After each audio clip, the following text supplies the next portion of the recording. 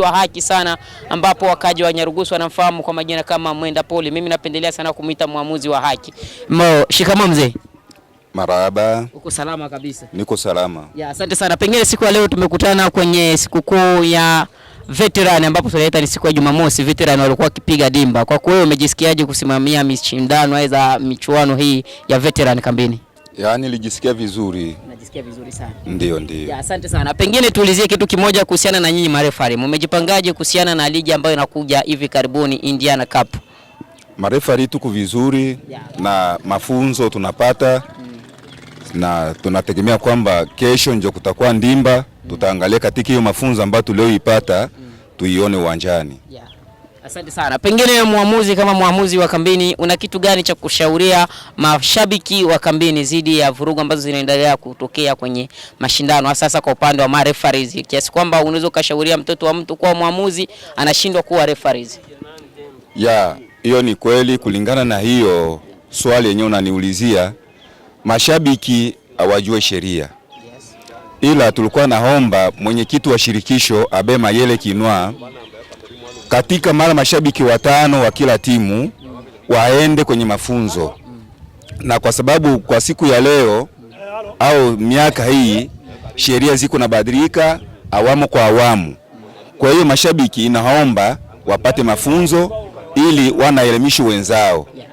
Asante sana.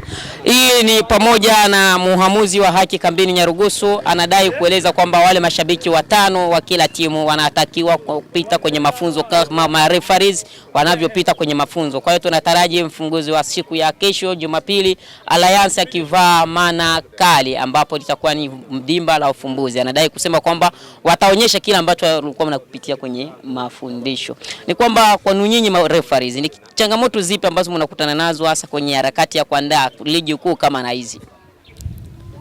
Yaani changamoto inayotokea, changamoto ya kwanza ni kulingana na maamuzi au makubaliano ya kati ya marefarees na shirikisho. Ndio.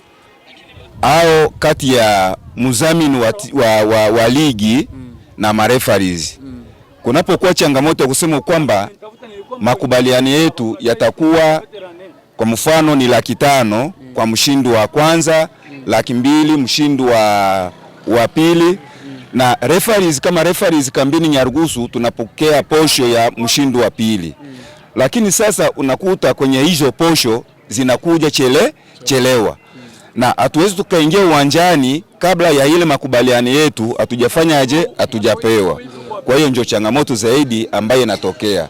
Lakini kwenye mambo mengine marefarees weko sawa, kwa sababu ni jeshi ambalo linasaidia jamii yetu kambini Nyarugusu katika swala ya michezo. Asanteni sana. Pengine kwa yule ambaye anakuangalia siku ya leo anatamani kuwa referees na yeye, na pengine unaweza ukawa na neno gani la kumwambia?